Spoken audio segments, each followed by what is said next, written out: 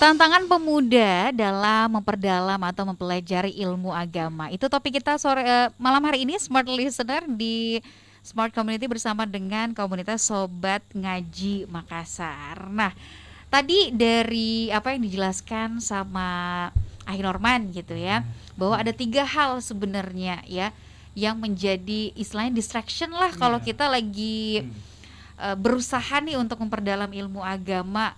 Selain kita harus benar-benar istiqomah, ikhlas, juga nggak boleh sombong.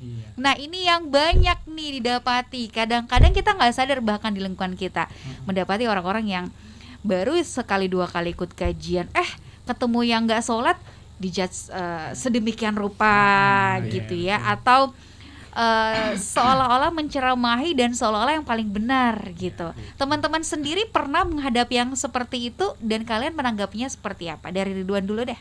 Oh iya. Kalau saya biasanya mendengar, Pak. Mendengar lebih baik daripada kita menyampaikan sesuatu yang ilmunya itu kita nggak tahu. Gitu. Nah, itu yang pertama. Terus yang kedua, biasanya saya melihat dari diri seseorang bahwa dia salah segala macam, saya menempatkan diri seperti dia, gitu. Artinya apa? Saya nggak boleh diam dong. Artinya harus saya menyampaikan sesuatu yang baik untuk dia, dan itu menjadi nasihat untuk diri saya, kayak gitu. Dan itu menjadi cara saya bagaimana menyebarkan kebaikan apa yang saya tahu dan apa yang sudah saya praktekkan, kayak gitu. Nah, sepanjang itu saya tidak mengharapkan timbal balik apa. Karena apa? Itu rasa ikhlas kita, rasa kita peduli sesama kita sebagai Muslim, gitu. Walaupun berbeda agama, artinya jangkauan sosial itu tetap kita menyampaikan hal-hal yang baik. Untuk efeknya sama dia dan efeknya sesama di lingkungannya, gitu aja. Tanpa harus seolah-olah menggurui, gitu ya. Oke, next, kalau Bang Ai ada pengalaman juga kah? Atau pernah tiba-tiba datang orang diceramahin seakan-akan paling bersalah gitu, atau sebaliknya malah? Oh iya, kalau untuk yang pertama sih pernah juga datang seseorang yang datang menceramahi apabila kita ada kesalahan ya. Tapi kalau bagi diri saya sendiri sih, lihatlah apa yang dia katakan dan jangan melihat siapa yang mengatakan. Jadi kita ambil hikmahnya, kita ambil pelajarannya. Kalau memang kita ada kesalahan, mungkin kita bisa introspeksi diri. Dan sebaiknya apabila penyampaian itu yang baik, yang bagus, kita dengarkan dan usahakan untuk tidak memberikan balasan sehingga orang yang memberikan kita nasihat itu tidak tersinggung kepada kita. Cukup seperti itulah cara saya menyikapi orang yang mempunyai sikap seperti itu terhadap kita yang misalnya berhijrah seperti itu. Disampaikan dengan secara selembut dan sesantun mungkin, gitu ya. Betul. Dari Akhir Rahmat, pengalamannya boleh diceritakan juga? Pengalamannya banyak pasti. Banyak. Kalau orang yang seperti ini belum, Mbak. Cuman bukan ini masalahnya biasa. Biasanya ada yang baru hijrah itu biasa ini dia apa istilahnya membatas-batasi tempat pengajian, misalnya jangan kesini. Yang tadinya kesini bergaul saja. sama ini, nggak bergaul lagi, gitu ya. Pengajian begitu, Mbak. Jadi maksudnya ada pengajian di sini ya, maksudnya ini kamu, ini saya begitu. Itu yang biasa saya hadapi. Tapi kalau saya sendiri tetap menjalin hubungan dengan orang-orang seperti itu, ya saling menasihati dalam kebaikan, Mbak. Ya jadi saya biasa diskusi di WA, saya saling kirim tulisan-tulisan seperti itu, tulisan-tulisan para ulama, hadis-hadis seperti itu. Saya cenderung untuk tidak berdebat, tapi lebih kepada diskusi-diskusi ringan begitu, Mbak. Saya biasa ajak ngopi, bilang kalau sudah agak mau mengarah ke debat, bilang ayo kita ngopi saja. Ayo datang ke rumah ngopi-ngopi. Iya begitu, Mbak. Biar lebih chill suasananya gitu ya. Oh, ternyata ada juga ya yang membedakan kalau udah ikut pengajian di sini nggak mau ikut pengajian di sini. Padahal kan yang dikaji juga sama ya. Sama-sama Al-Qur'an gitu ya, sama-sama hadis, belajarnya juga sama-sama agama Islam ya kan? Iya, benar. Oke. Nah, kalau menurut kalian sendiri dengan katakanlah label hijrah gitu ya yang menempel di diri, dan insya Allah akan istiqomah terus gitu ya dengan keikhlasan. Kadang-kadang orang menyalahartikan itu gitu ya.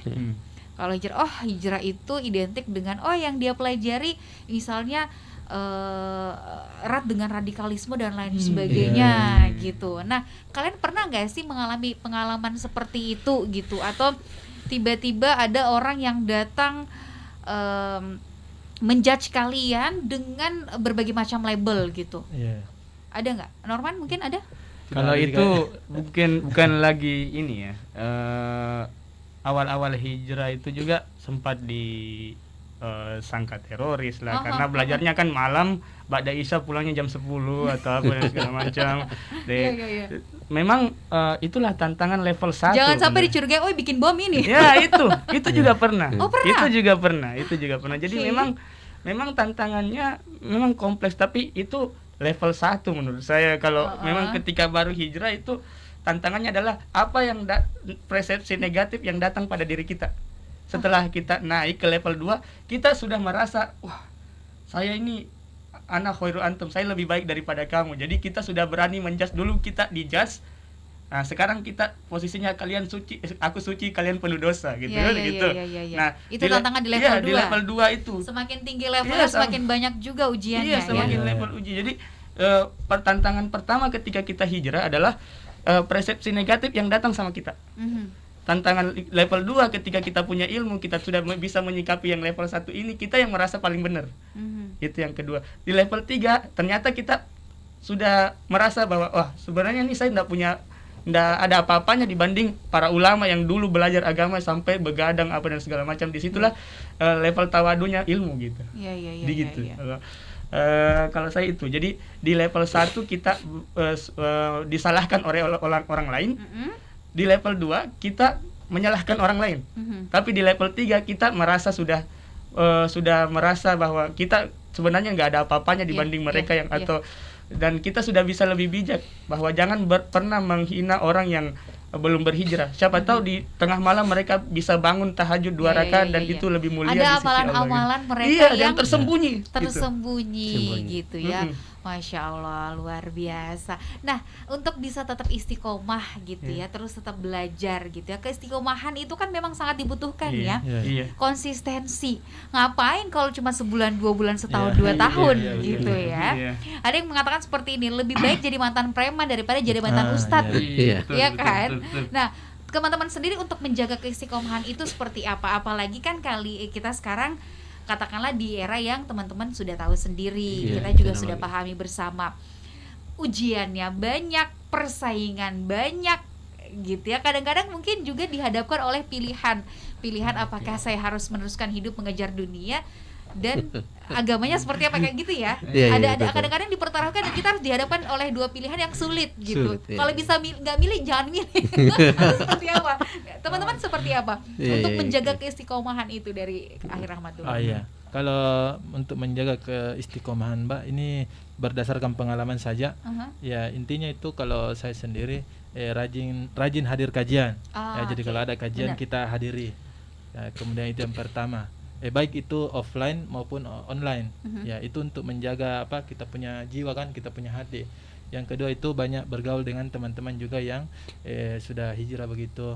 Walaupun yang belum hijrah juga enggak apa-apa kita bergaul, cuma intensitasnya ini kita perbanyak ke situ supaya kita kan istilahnya, kalau saya kan pengusaha, Mbak ya, ada istilahnya energi positif. Ya, biasa itu kalau di dunia coach biasa bilang begitu, ada energi positif. Jadi kalau kita bergaul dengan orang-orang yang positif, maka kita juga akan tertular energi positif tersebut. Istilahnya menyemplungkan diri lah gitu ya, menjerumuskan diri dalam kebaikan. Ya, betul, Mbak. Gitu ya, cari lingkungan-lingkungan yang bisa mensupport kita gitu. Nah, kemudian nih, aktivitas yang teman-teman lakukan apa saja di Sobat Ngaji? Adakah aktivitas mingguan yang memang kalian tuh rutin ngumpulnya di hari ini, bahasnya soal ini, terus bulanannya, atau seperti apa aktivitasnya? Boleh dijelaskan? Ya, kalau aktivitas ada 2, Mbak. Ada aktivitas kegiatan, ada aktivitas untuk mempersiapkan kegiatan toh. Ya, kalau ngumpulnya itu biasanya kalau mau buat kegiatan Jadi kalau nggak ada kegiatan nggak ngumpul.